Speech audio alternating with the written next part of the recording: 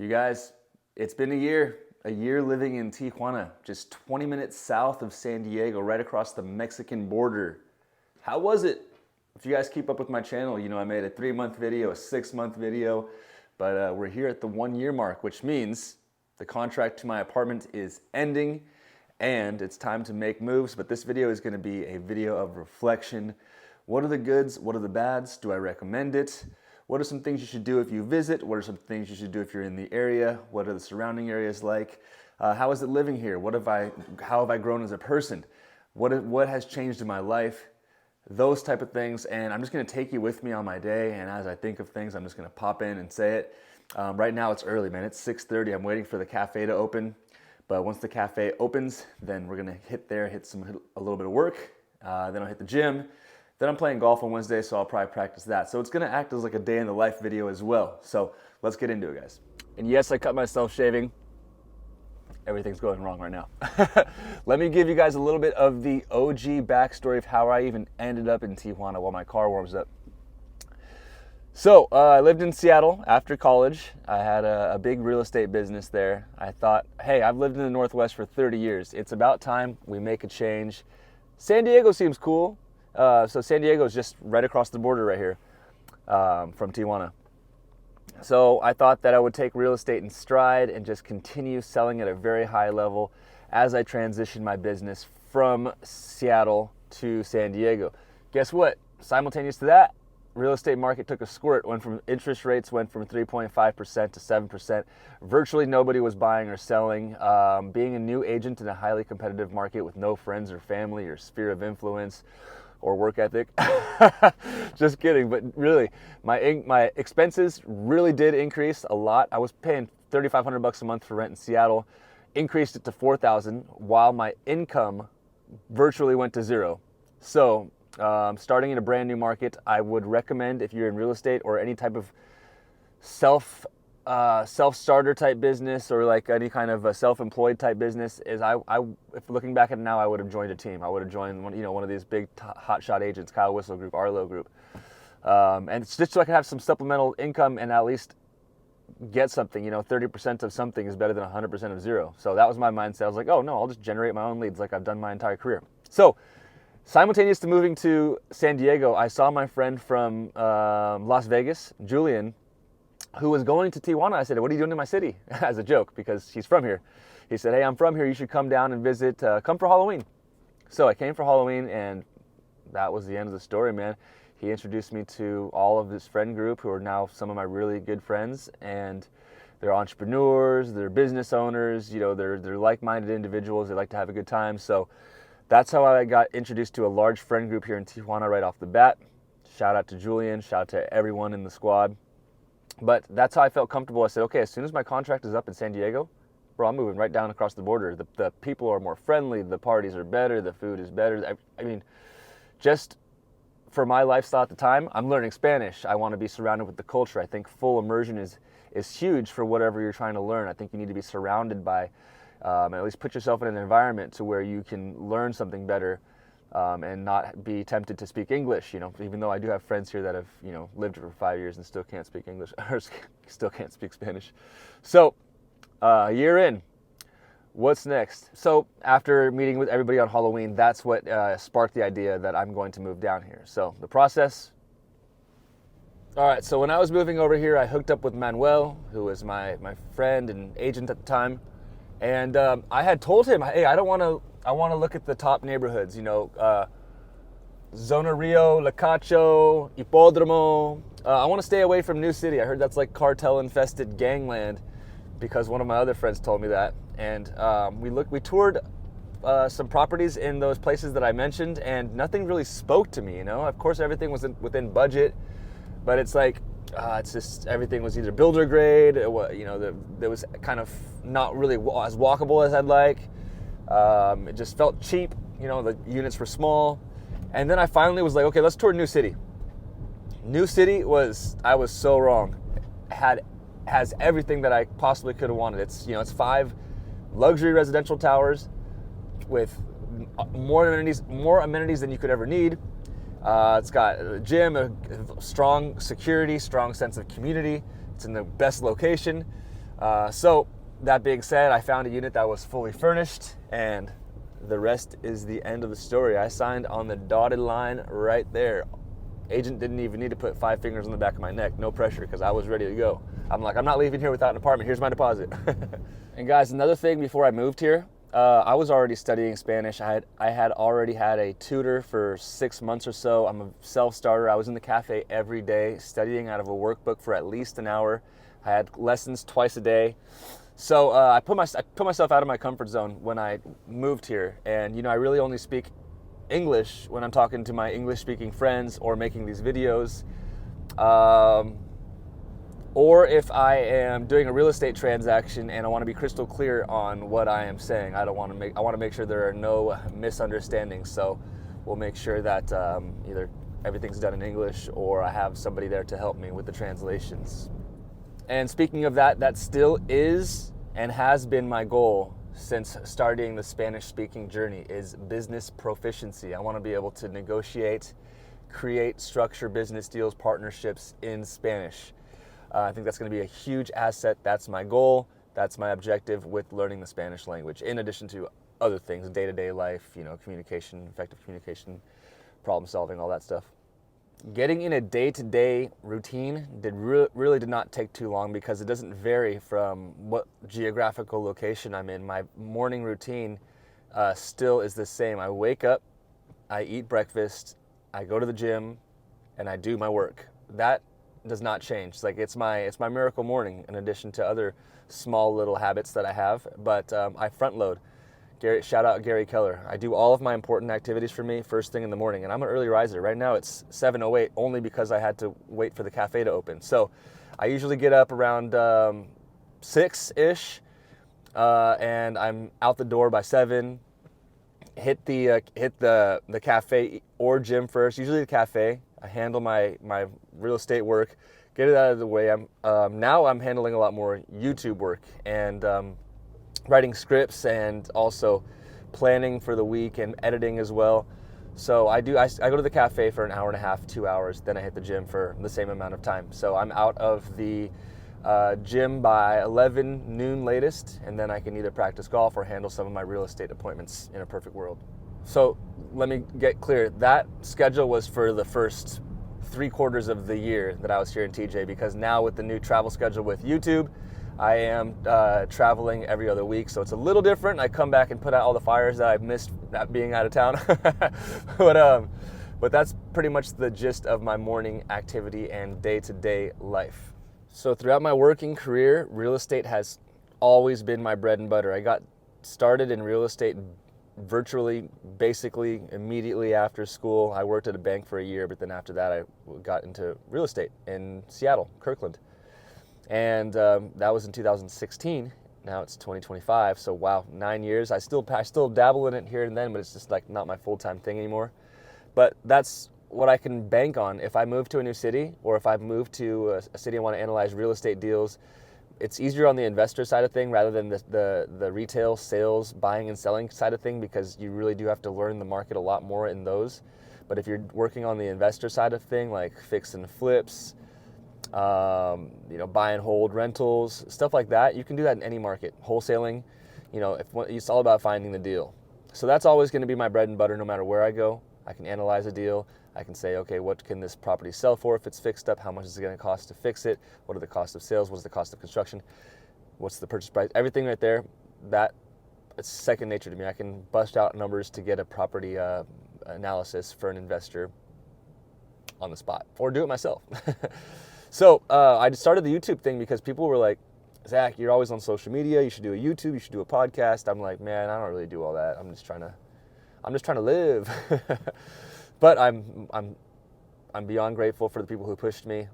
I'm super happy that we've got this far. Right now, it's a year in. I'm damn near at 3,000 subscribers, which I think is on the slow end. But I do have a good engagement. I do have, and there's a reason for that. I think I started the channel being living in Tijuana. That was my niche. My niche was living in Tijuana, not leaving it. Real estate in Tijuana. So I got those two things back to back. Real estate in Tijuana, touring different buildings, experiences living across the border. So I built a big following from that. And then out of the blue, 6 months later, I switched it to traveling the world, traveling Mexico.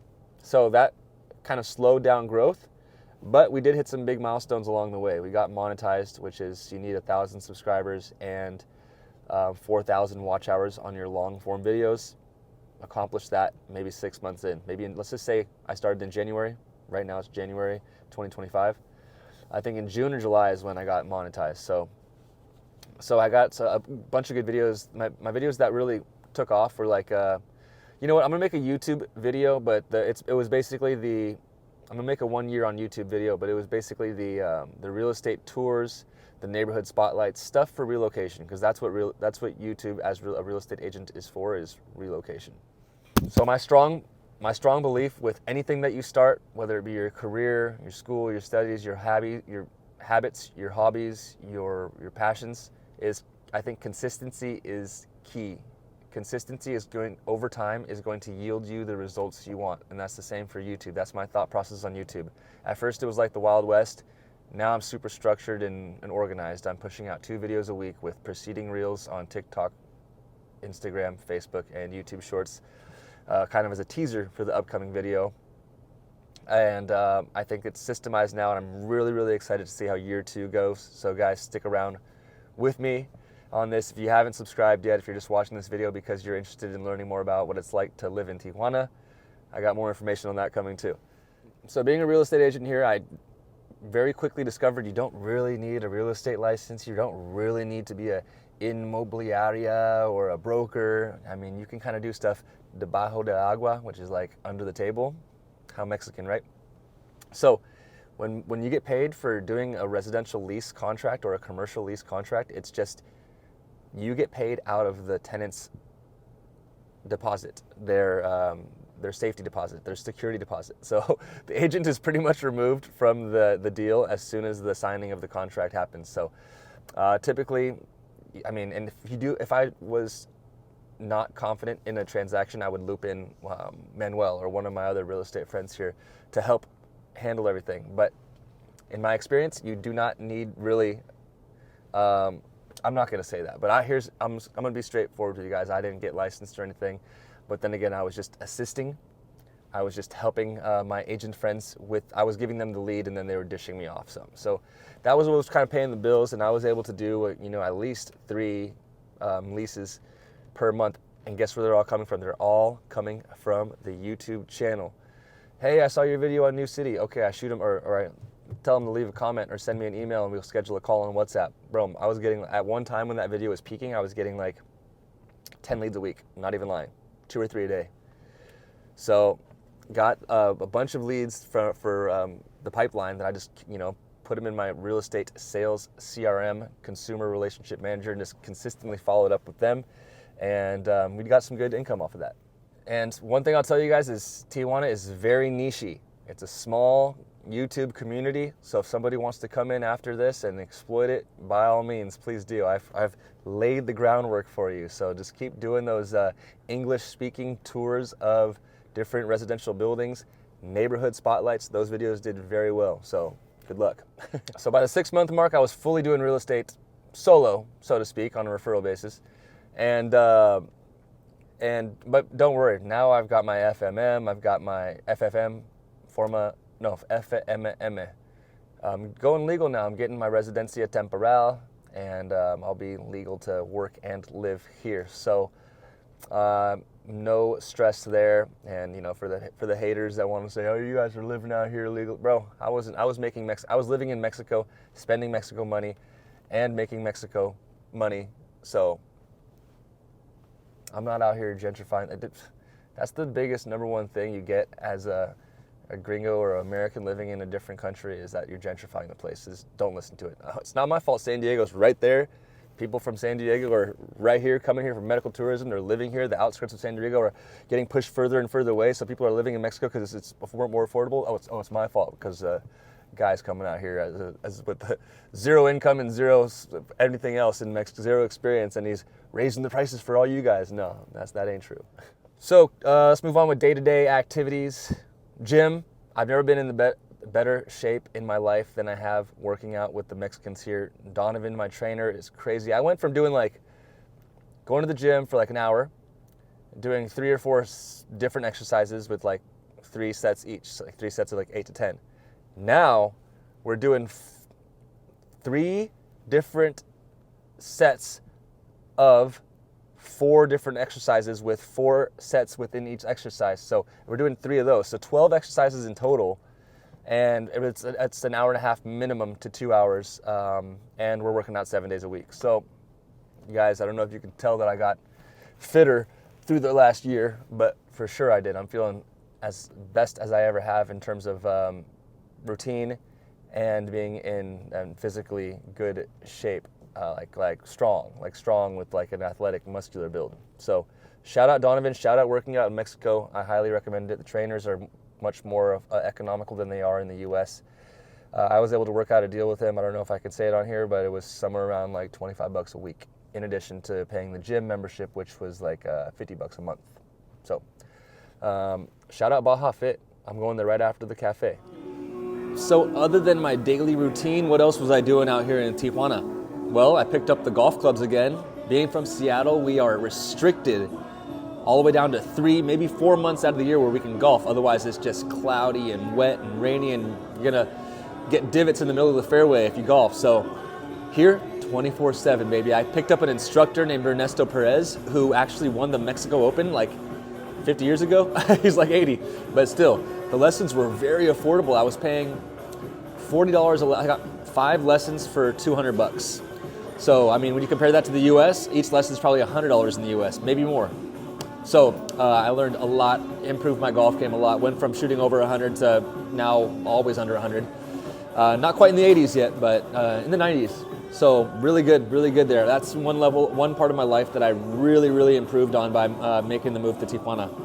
That and the personal trainer. So I guess like personal training type services, like a golf instructor, teachers for learning Spanish, or your personal trainer, all pennies on the dollar compared to the US. So if you want to take a year of self growth and auto desarrollo, self-development, that's what I can recommend it for. So before COVID, I went to the office every day, got my real estate work done, got all my computer work done. So since COVID or since the return of going back in public, I've discovered so many cafes. There's so many restaurants and cafes on every block in Tijuana. The food scene really is great. I think that I don't know what the trade-off is between the US, but it's the food here I think is more natural, I guess, cleaner. Some places might be lacking in flavor. Like if you go to the Asian department, you're not going to get as good of food. Go to all of the non-Mexican foods, it's not going to be as good as, like, let's say if you were to go to Convoy in San Diego, where it's like all Asian. But me personally, I like to be in the cafe when I work. So I found a lot of great cafes that I like to work at. Like this one being Milo y Rocco, right here on Revolucion next to Baja Fit. Also, New City Plaza has a place called Jose Cafe, named after one of the owners, Jose.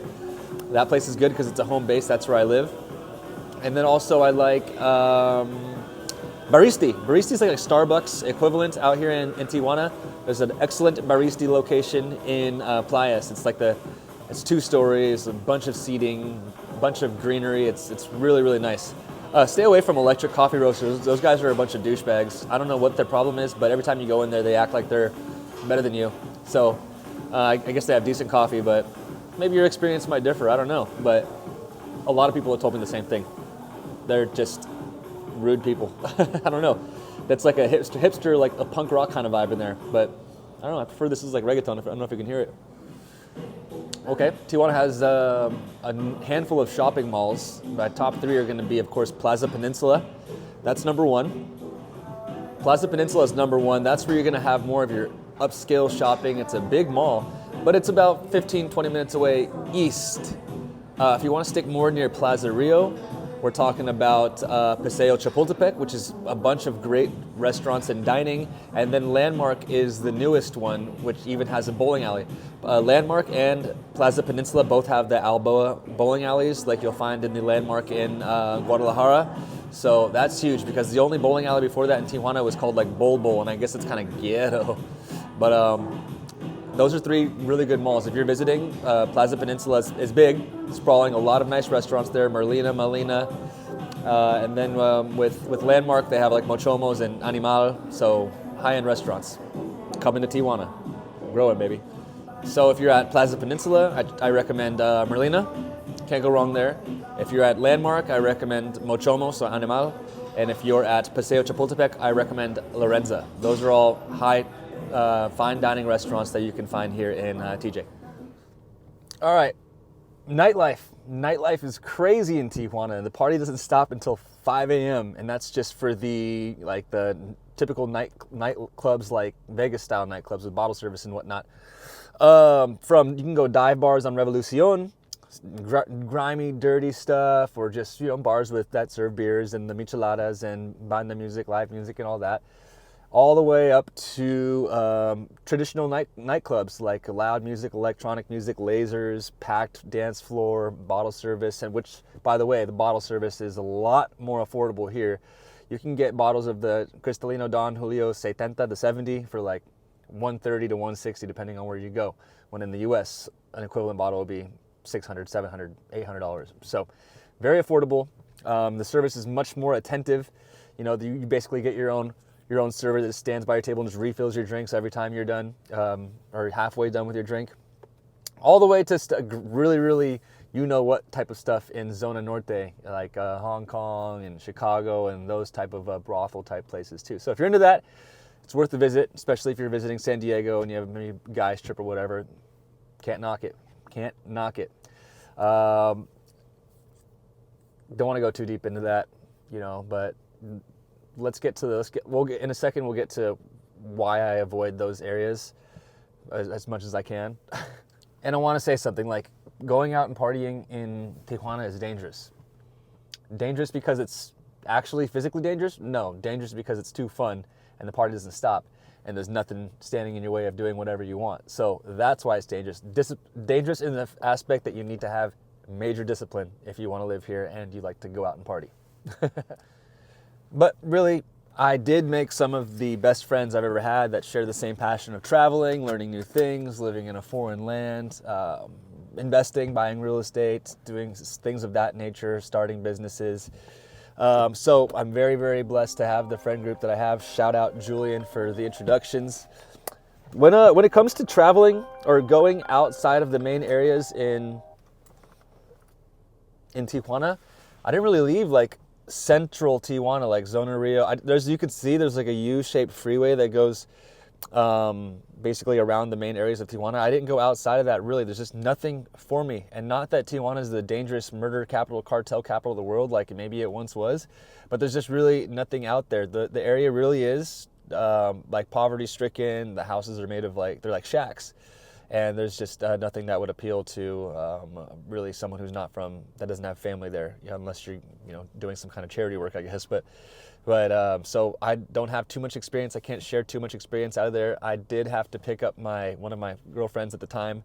She had a friend who lived out there. I didn't feel comfortable at all. I'm not just being a wuss. It was really like people were looking at me like I don't know why I stick out. I'm like a 6'2" handsome half Asian guy in Tijuana.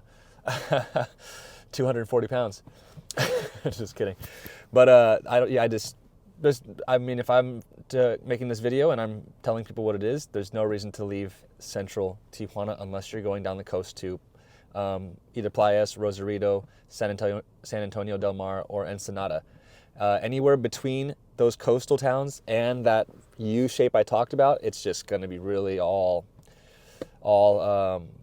favela type properties. All right, guys, we are pulling here into... Oh, no, we are not pulling into Baja Fit. Okay, hold on. Hey, shout out Papi. Right here, we got Donovan right here. This is a Baja Fit, guys. There's Charlie right there. Sheesh! All right, guys, see if I can record something else here. One second. I'm gonna do some warm-ups. So, guys, what is it like interacting with the public in Mexico as an American? How do they treat you? Guys, I have the benefit of my mom being from the Philippines. So I was born and raised in a family where, first of all, we were different. We were a minority. And I got the blessing to be able to visit my mom's family, who was very, very poor in the Philippines. So at a young age, I was understanding of different cultures, and I was understanding of poverty, because my family they had dirt roads and little villages. That's really what it was. The province is what it was called in the Philippines. So at a very young age, I was exposed to that. So I understand how to be culturally respectable and respectful of other people's cultures and the way they live their lives. So it wasn't really anything new to me when I moved here, because I already knew that there was going to be differences in the way that people lived in Seattle and San Diego and Tijuana, obviously. All of that being said, Mexican people are some of the most hospitable, family-oriented, friendly, fun-having type of people. So if you, just like anywhere in the world, treat somebody with respect, they're gonna reciprocate that. Here's my thought process. Imagine if you're in the US and somebody's visiting the US and they're trying to learn English and they're trying to understand the cultures. You're not gonna make fun of them for attempting to fit in and learn about your culture, are you? No, absolutely not. If someone's trying to learn English, I'm gonna help them. Just like the same way if I'm speaking Spanish here, people are so helpful. That's just how the world works for the most part. All right, guys, so the plan was to go to Club Campestre de Tijuana y finish this video up while I'm golfing a little bit, because I do golf on Wednesday. Today is Monday, so I got 2 more days of practice, even though I took like 6 months off. No. But let's talk about cost of living here in TJ. So, believe it or not, TJ is actually one of the most expensive cities in Mexico, and I believe that's because of its proximity to San Diego, which is one of the most expensive cities in the US. Regardless of what I told you guys earlier about the comments, the Instagram comments, YouTube comments saying that gringos are the reason of moving here and driving the traffic up. Yeah, they're moving here from San Diego, but at the same time, it's a huge, it's one of the biggest cities in Mexico, and it's adjacent to one of the most expensive cities, which is, I'm talking in circles. So despite the YouTube comments and everyone saying that gringos are driving the prices up and everything, Tijuana shares some of the best aspects of San Diego with San Diego: the weather, the climate, the culture. So in addition to people moving here because it shares those things, there are other external factors that are making the city as expensive as it is relative to the rest of Mexico. That being said, Tijuana is still much more affordable than where I was living in San Diego and Seattle.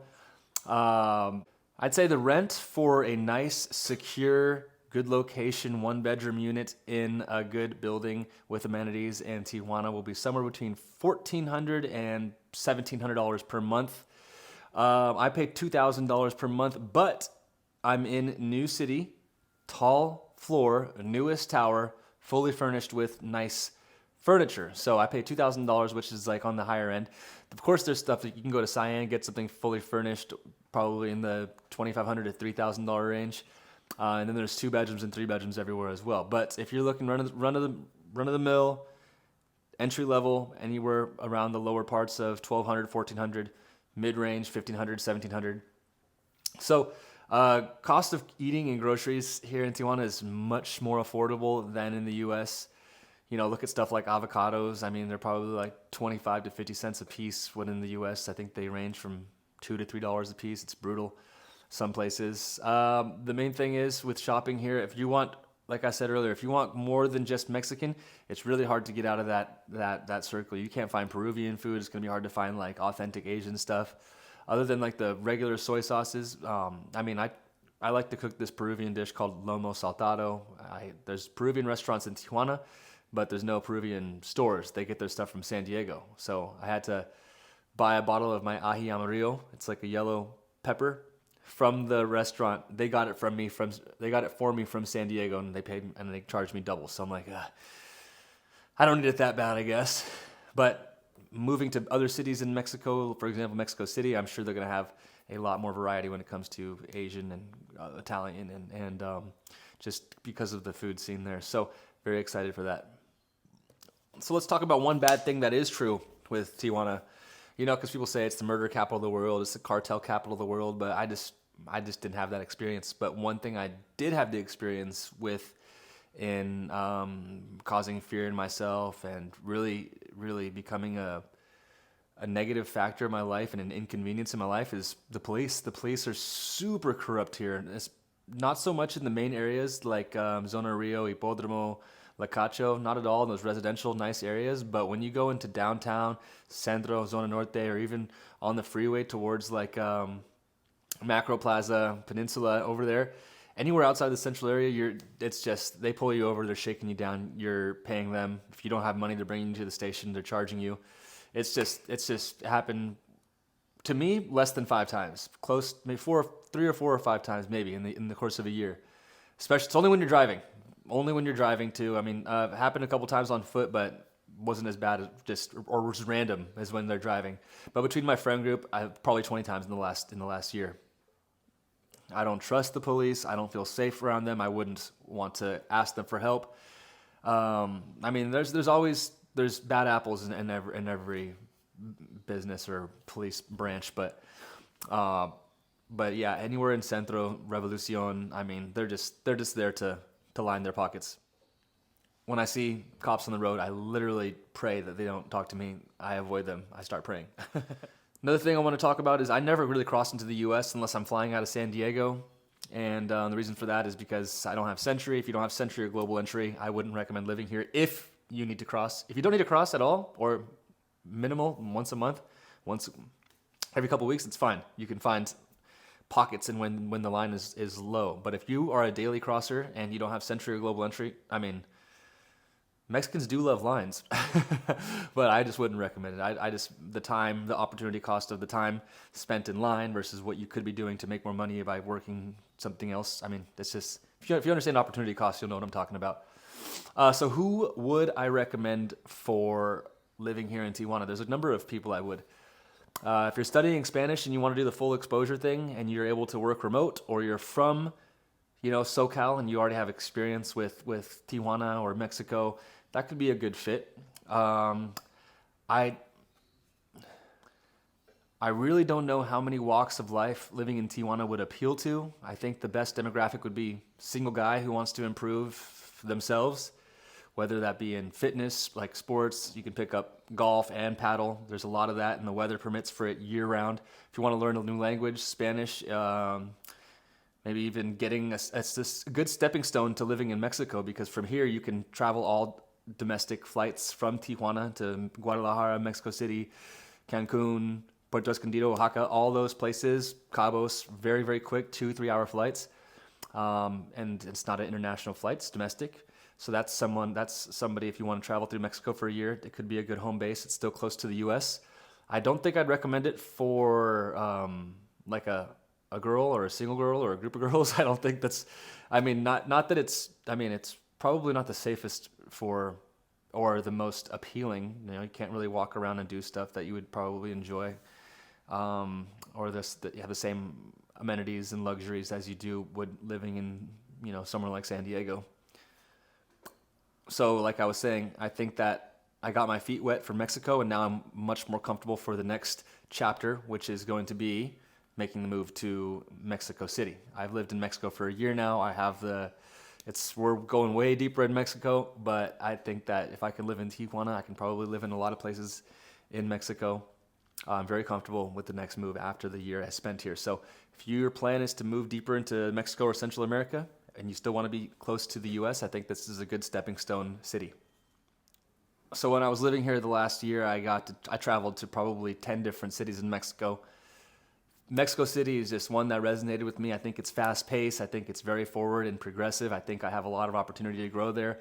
I think that the people there are, in addition to being the tourists and the expats and whatnot, I think that there's a lot of room for growth, both personally and with businesses. And I can start making international business deals. And there's so much going on there that it's gonna be kind of like I'm like right here. And this is the opportunity that I see. I can go in any direction.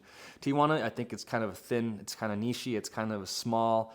There's not too many people. When I tell people I live in Tijuana, it's kind of closes the conversation. Oh, why? When I tell people I live in Mexico City, it's like, ooh, I want to go to Mexico City. I've heard the food's great. I've heard it's a bustling city. It's top 10 in terms of population in the world, I believe. And it's number 2 in Latin America behind Sao Paulo. So it's a thriving metropolis. It's very green. I believe it's safe. At least the area I'm in, Roma Norte, seems very safe. You know, I had zero knowledge that there was this thriving metropolis this close to where I was at, and when I was living in the United States. So very excited to use that. Plus, it's more central in Mexico. If I want to go to Central America, Latin America, Miami, Vegas, there's direct flights everywhere. Just got the Volaris annual pass. I'll make a video on that as well, but that's huge. Just pay the fees. It's like $25 for same day, next day flights. Guys, so I hope this video is helpful for anyone who's considered moving to Tijuana or is just curious about what it was like to live here as an American for the last year. If I missed anything, leave it in the comments. I tried to touch on a little bit of everything. Guys, please subscribe to follow along. I make videos every Tuesday and Friday. If you'd like to support, all the money's going to go right back into the business. You can become a member for $9 a month. That's just going to help with the video creation and continuation of what I'm doing here. That's on a subscription thing. If you want to do a one-time, there's like a buy me a coffee link. You can do a one-time donation. I appreciate everything, guys. Please leave comments if you have anything, and we will see you in Ciudad de Mexico, DF, Distrito Federal. Okay. Gracias, guys. Bye-bye.